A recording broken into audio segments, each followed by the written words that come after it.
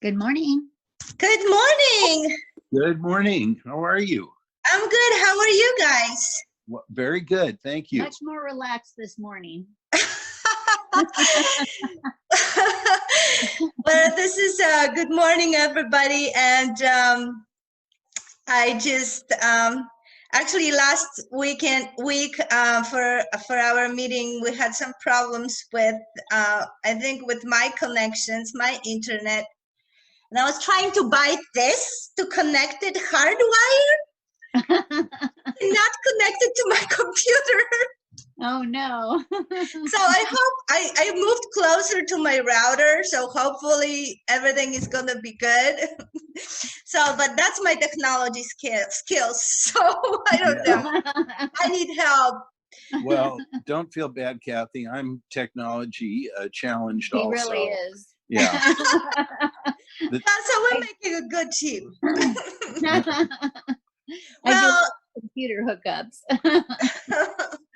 so before I introduce our guest, I want to just let you know I still have the resource guides. I sent few of them. I got a couple requests last week. This is a resource guide for COVID-19. It talks about taxes. It talks about if you need to withdraw the money from your IRA. Some IRAs allow you to draw the money without penalties and stuff like that. So that's a good information. If any of you want it, please let me know. And also there's a new service. I have teamed up with a company that does home decontamination for COVID-19. So, especially for the buyers when they're buying a property in this, particular time, they kind of have that question, what if sellers were sick and they didn't know about it and stuff like that. So it's not cheap. It's not, but if that's something that is gonna buy you a peace of mind, I think it's well worth it. Hold on, let's get somebody in. So I think it's a great service. It starts from depend on the square footage, but they basically use the solutions that hospital use. They come to the house, wipe everything, and so I think it's a service that for people that want to feel comfortable moving into a new property. Yeah. So that's the new things that we have. And then, so I want to introduce my special guests, which is Linda and Bob Hirsch. They owned the house in Cypress, but they just sold it. And after a couple of months, we closed escrow yesterday. So I probably wouldn't ask them if they want to be a special guest if the escrow wouldn't close. Right. Because they would not be willing to do it. But, I just want to ask them a couple questions because there are my first clients that actually closed escrow during these confusing times during the COVID-19. So I just kind of want to let you know that it is possible. Is it easy? Not easy, but so I want to introduce them to you and kind of hear their story and how they felt through the process. So my first question would be, why did you need to move? Why did you start this process? And I want to just tell us your story. Well, we decided to make a move to Nevada for several reasons. We wanted to start a new chapter in our lives and go somewhere that we fell in love with it back in September when we first went up there. And it is just beautiful. We're moving to Minden, Nevada, which is about 30 minutes outside Lake Tahoe. And we've got, it's a much smaller town. There's only about 3,000 people who live there. We've got these beautiful scenic views of the Sierra Nevadas. And of course, like I said, we're only at 30 minutes outside of Lake Tahoe. something we've always wanted to do. And this is a real opportune time in our lives because we're both retired now. And I could give you a lot of reasons for the move because I sound like a travel log now for Nevada, but no, it's cost of living is much cheaper. It's colder up there. I know we have the most beautiful weather in the country here in California, but we're sacrificing that, moving to a place that's going to be colder, but less traffic, less Congestion. yeah, population density is very small up there. Whereas there's about probably 25 million people that live in Southern California. There's only 3 million people that live in the whole state of Nevada. And 2 million of those live around Las Vegas. We're not near Las Vegas. So anyway, this is, like I say, this is a new journey for us that we're starting on, and looking forward to spending our retirement years up there. Well, that's awesome. Let me ask you this: why did you feel this time is the right time to do it? Well, because when you first decided to list your home, why did you feel that was the right time? And actually, it was a perfect time at that time. it was this was pre-COVID-19 when we listed the home with Kathy, and she did a wonderful job for us. Absolutely stellar performance. Like I say, we're both retired.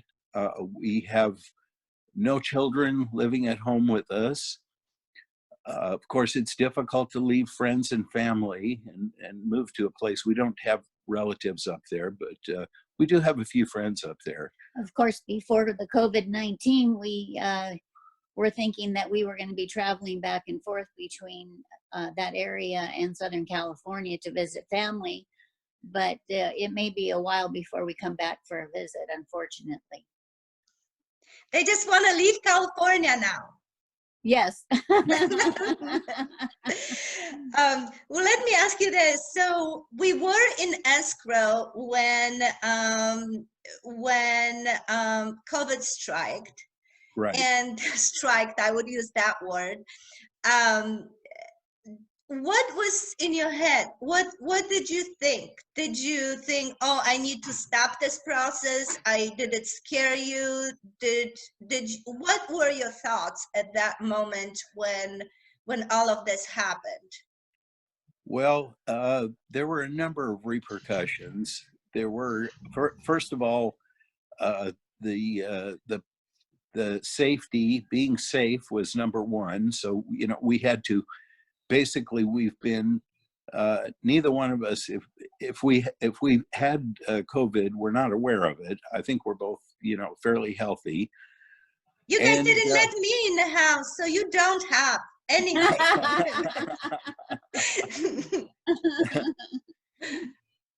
Well, with your personality, we knew that you would burn off any bad things that were happening. So thank you. The economic situation was a challenge. We're also selling a home up in the mountains that with all of the panic that struck, I think it made things difficult. The not having access to being able to have clients come in the house, and just even the difficulty with getting appraisers and getting inspections done, and people in fear, basically in fear that the economy was going to just drop through the floor. And of course, there have been repercussions with the economy, but I don't think that it warranted the amount of panic that people were showing. Mm-hmm. If I had if I had felt like that, I would be out buying more toilet paper right now. But did it cross even your mind to pull out or just No. postponed it, everything? No, it really didn't, because we had made up our minds back in January, but really back in September of last year, that we really wanted to do this, and we're looking forward to it. And listing the house with you was the first step. And then, of course, we listed our cabin. And when COVID struck, that was when things started to get difficult, making it difficult. It wasn't as smooth a process as it should have been under normal situations. Yeah, it's, but because when we listed and we accepted an offer, everything was perfect. You were able to go by without the contingency, not expecting that something is going to happen. And then all of a sudden, all those things started coming up. So that's what made it a little bit stressful for you. Yeah. And especially you had a little bit difficult seller on the side in Nevada. So that didn't make it pretty. Let me ask you this. Did you feel confident that we can make it through and make it work? Yes. You gave us that confidence, because even when the first buyer dropped out, and we saw early signs that might happen. Right. You showed up the very next day with three brand new offers, and that gave us the confidence that yes, we were going to be able to do this. Good. I'm glad. That would be the final question. How did you feel yesterday when everything happened, like last minute, like we were talking, the funding's supposed to be up to 12 o'clock and it funded 5 minutes before. Recording supposed to happen before 2:30. It happened at 2:29. So how did you feel about that yesterday? I could answer that in 2 words, basically. Number one, hallelujah. And number 2, yay. Yeah, we were ecstatic last night. Yeah, both. But my advice to people would be, don't ever get involved in 3 escrows at the same time. It will really test your sanity. It will give you gray hair.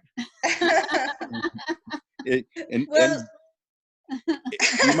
you might lose your hair too. Yeah, believe it or not, Bob, before we listed his house, he had dark hair and the full of head of hair. Now that's what you see. Yes. And I had searing good looks at the time. Yeah, he looked like Brad Pitt. Now I look like a homeless guy. I can't even get a haircut. That's me too. Do you guys have any questions? If you do have any questions, if you want to chat them to me, or okay, the question is, I assume you guys moved during the stay-at-home order. How did the moving process go? How does this look like? Well, okay, we haven't moved yet, but we're going to be, the stay-at-home order, I think is more, I interpret that as don't go to the grocery store, don't go to the pharmacy, things like that. We're going to be, in a week, we're going to be putting everything we own on a truck and drive and taking off to Nevada. So But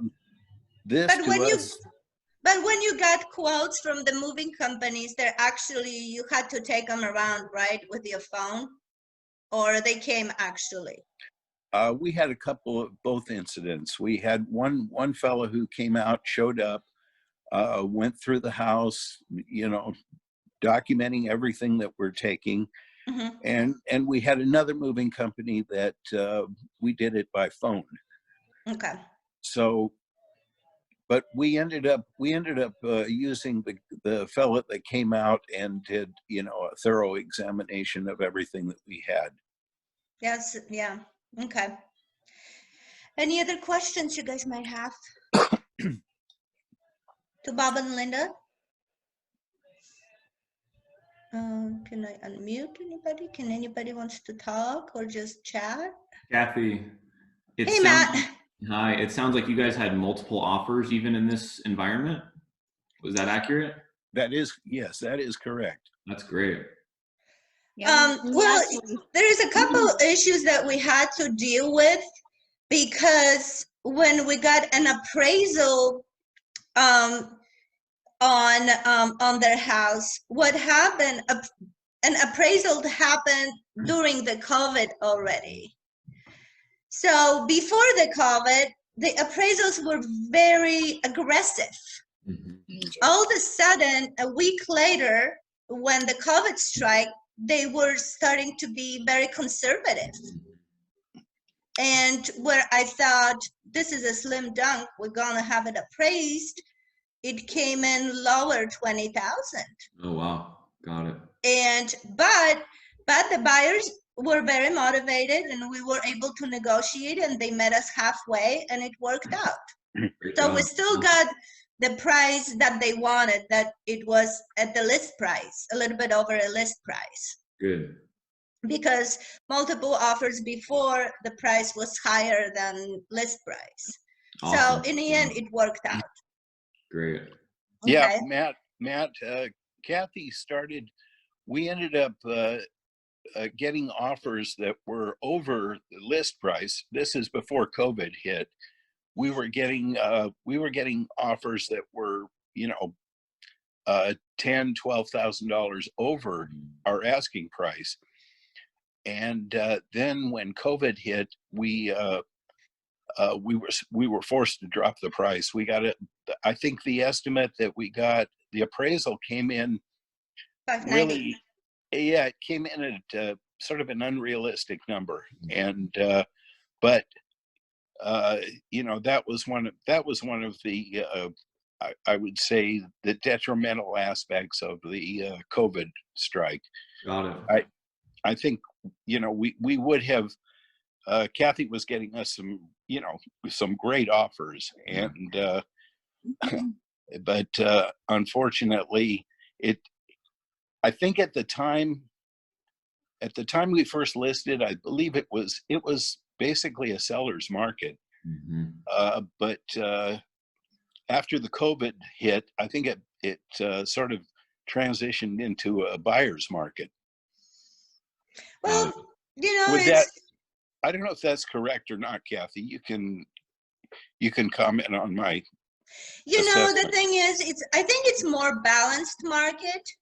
I think it's what happens, the buyers are started to be more cautious and not as easily to pay over the value, what they supposed to, what the appraisal value is, because of course there's some fear, and they started to feeling like there's a lot of opportunities and get on Right. those opportunities, you know? So one more question for you guys before I forget. So when we were in the end of the escrow, how did you feel about a final walkthrough? That all the people have to come in. So I received a call from Bob, and yeah, we really didn't like the idea of a bunch of people coming through here. You know, they have a big family, a big extended family, and we weren't sure how many family members were going to show up, and we were afraid to take the risk. Yeah, we how did we do it? We did it by video and Zoom. A Zoom, yes. virtual walkthrough, and it turned out really well. I think I lost your picture, Kathy. Did you? Oh, there you are. You're back. You're back. Okay. Yeah, the virtual walkthrough, I think, was a very responsible way to do things in the midst of this COVID.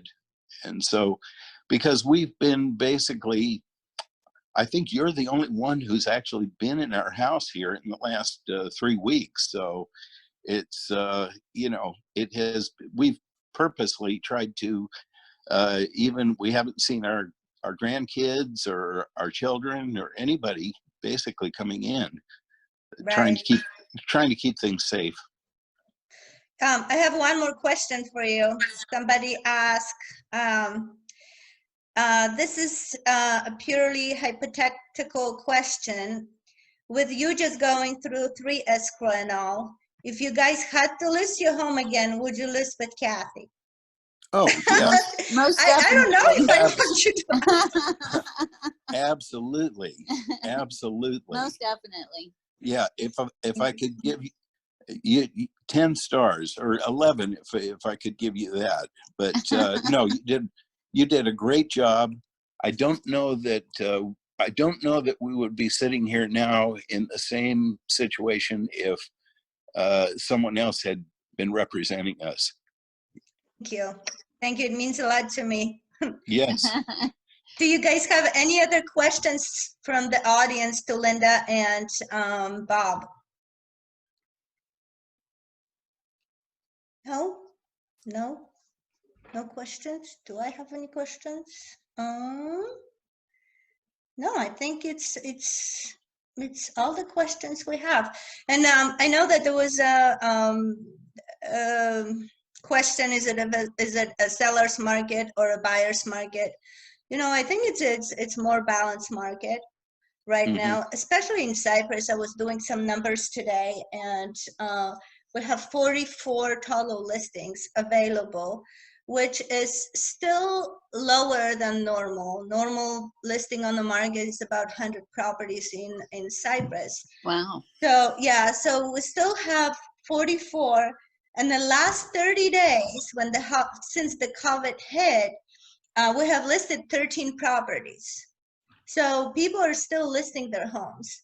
And last 30 days, 13 of them went pending. Oh, wow. And last 30 days, 24 transactions closed in a city of Cyprus. That's just for city of Cyprus. And the thing is, it's the closed, it's much more than when pending, because that's still from pre-COVID that we had the closings. I should have checked how many we have on hold. A lot of people put their transaction on hold. So I didn't take that, but it's still, I think we're going to go towards more balanced market. And what we're going to do next Saturday, I want to invite my lender, Matt, to this meeting, just for all of you that want to get some more information about interest rate. And I also would like him to talk about